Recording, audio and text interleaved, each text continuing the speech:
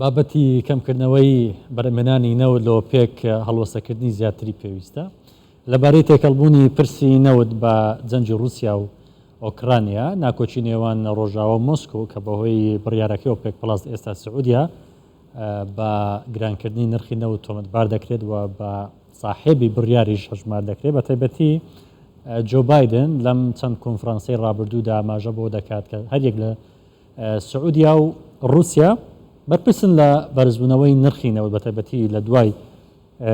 بڕیارەکەی ئۆپێک پلاس پێشبینی دەکرێت کە نرخی نەوت بەرز بێتەوە بۆ قسەکردنی زیاتر لەسەر بابەتە دکتۆر ضیا المحسن شارەزای ئابووری لە شاری بەغداوە لەگەڵمان دەبێت بە شێوەیەکی ڕاستەوخۆ. دکتۆر ضیا ئەم کاتت باش بڕیارەکەی ئۆپێک دەنگدانەوەی زۆری بە دوای خۆی داهێنا بە تایبەتی کاردانەوەکانی ئەمریکا لە بەرامبەر بڕیارەکە ئەمەژە بۆ دەکرێت کە سعودیا بەرپرسە لە ئەو بڕیارەی کە ئۆپێک پڵەس داویەتی ینی بۆچی سعودیا بۆ تۆمەتبار دەکرێت کە وەکو بڕیار بەدەست لە ئۆپێک ئەم بڕیارەی دابێت.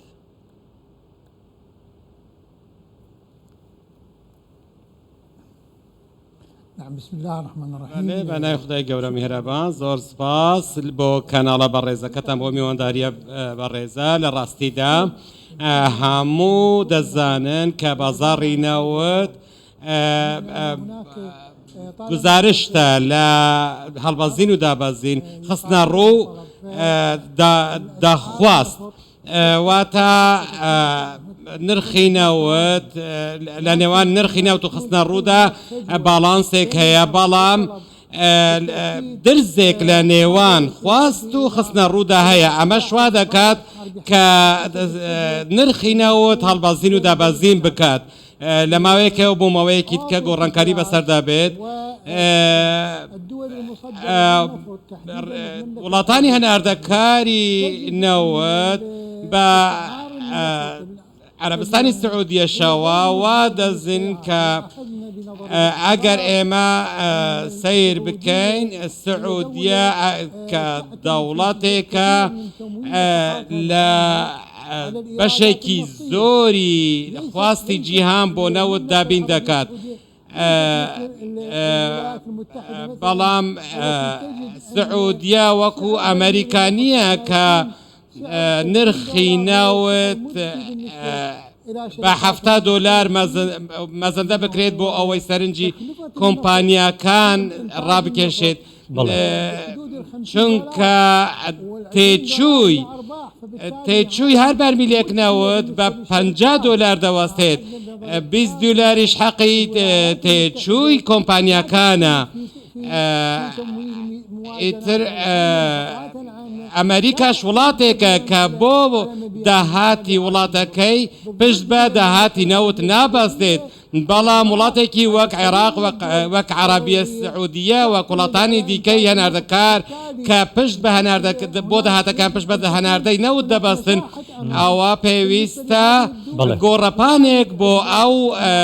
مەودایەک بۆ ئەو وڵاتانە هەبێت بۆ ئەوەی بتوانن داهاتی خۆیان دابین بکەن. ئۆپیکیش ئۆپێک پلاسیش کە مامەڵە لەگەڵ ئەو وڵاتانە دەکات پەیوەندی ڕاستەوخۆی بە ڕێژەی بەرهەمهێنانی ڕۆژانەوە هەیە. بەڵێ دکتۆر ئێستانی کەم نرخی نەوت لە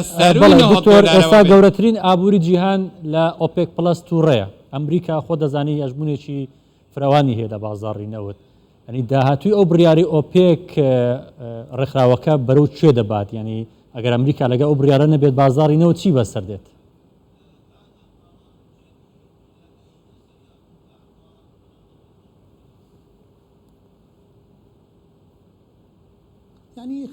واتە با ئێمە ڕاشکاو بین لەو بابەتە ئەمریکا ڕاستە تووڕەیە چونکە ئەم بڕیارە لە بەرژەوەندی ئابووری ئەمریکادا نییە لەبەرچی چونکە دەبێتە هۆی بەرزبوونەوەی نرخی سوتەمەنی لە ئەمریکا لەوانەیە ئەمەش بەڵام ڕاستە کە لەوانەیە ئەمریکا لەلایەکی دیکەوە لە بەرزبوونەوەی نەوت خۆشی بۆ نەوتی خۆی سوودمەند بێت بەڵام ئەمریکا کە پشت بە سەرچاوی نەوت نابەستێت بۆ داهاتەکەی و وڵاتێکی پیشەسازیە و زیاتر پێویستی بە سوتەمەنیە بۆ پیشەسازیش ئەو کات بەرزبوونەوەی نرخی نەوت زیان بە ئابووری ئەو وڵاتە دەگەیەنێت وەک دەشزانین وڵاتانی ئەندام لە ڕێکخراوی ئۆپێک پلاسدا ئەوان بۆ داهاتی سەرچاوە داهاتی وڵاتەکانیان بە ڕێژەی هەرە زۆر پشت بە داهاتی نەوت دەبەستن و ئێستاش بە دوای پێشبینی دەکرێت لە داهاتوودا وڵاتانی دیکە بە دوای جێگرەوەیەک بۆ وڵاتانی ئۆپێک پلاسدا بگەڕێن بۆ ئەوەی کە بەرژەوەندیە ئابوووریەکانیان پارێزراو بێت و نەکەونە ژێر کاریگەری بەرزبوونەوەی. دکتۆر لەبارەی بڕیارەکەی ئۆپێک پلس عێراق لەکوێ هاوکێشەکەدایە ئایا تا چەند عێراق دەتوانێت بە کەمکردنەوەی 220,000 بەربینەوتی ڕۆژانە سوودێک لە نەوتەکەی وەربگرێت داهاتەکەی بەرز بکاتەوە؟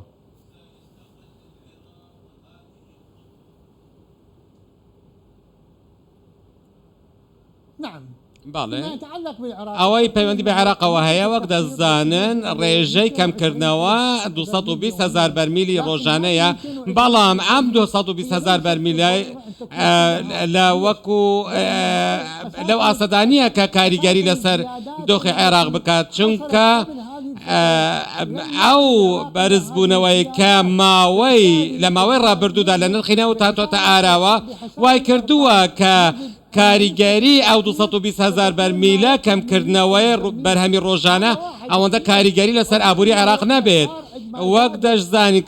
کاتێک نرخی نەوت بەرز دەبێتەوە ئەمە کاریگەری ڕاستەوخۆی ئەرێنی لەسەر داهاتی وڵات دەبێت. چۆن کە ئەگەر ئێمە فرۆشی عێراق بە بەراورد لەگەڵ نرخەکان بەراورد بکەین ئەو کات عێراق لەوانەیە سوودمەند بێت. ئەگەر کە مانگانە پێشبینی دەکرێت 600 میلیۆن دلار لەبارەی داهاتی بازاڕی نەوت لەبارەی داهاتی بازاڕی نەوت بە تایبەتی وەکو دووبارەی دەکەمەوە ئەمریکا لە بڕیارەکەی ئۆپێک پلس ناڕازیە و باسی بەرزبوونەوەی نرخی نەوت دەکات. یعنی ئەگەر ئەمریکا لەگەڵ ئۆپێک پلس نەبێت بازاڕی نەوت لە داهاتوو چی بەسەر دێت؟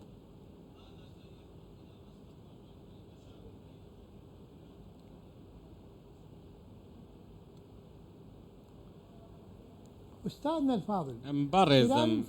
لە ماوەی داهاتوودا لەوانەیە ماوەی زیاتر لە 5 ساڵ بێت من لەو باوەڕەدا نیم کە ئەمریکا دەستبەرداری نەوتی ئۆپیک ببێت، چونکە لە 5 ساڵی داهاتوودا ئەمریکا ناتوانێت دەستبەرداری نەوتی ئۆپیک بێت، بۆیە ناچارە ملکەتی واقعی ئەو وەقعە بێت کە ئەو بڕیارە بێت کە لە ڕێکخراوی ئۆپیکەوە دەرکراوە، چ لە ڕووی بەرزبوونەوەی نرخی نەوت یاخۆت لە ڕووی کەمکردنەوەی ڕێژەی بەرهەمهێنان و خستنە ڕووی نەوت لە بازاڕەکانی وزە. بەڵام ئەو کێشانەش لەو ئاستەدا گەورە نین کە وەک چۆن هەندێک لایەن بۆ چوونیان وایە کە دەبێتە هۆی ناکۆکی لە نێوان ئەمریکا وڵاتانی ئەندام لە ڕێکخراوی ئۆپیک. بەڵام لەگەڵ ئەوەشدا لەوانەیە هەوڵ بدات بۆ ئەوەی جێگرەوەیەک بۆ ڕێکخراوی ئۆپیک بدۆزێتەوە، بەڵام لە 5 ساڵی داهاتوودا بەلایانی کەم پێویستە بۆ ئەوەی بتوانێت ئەو جێگرەیە بەدەست بهێنێت. بەڵێ زۆر سپاس دکتۆر ضیا المحسین، شارەزای ئابووری کە لە بەغداوە لەگەڵمان بوویت.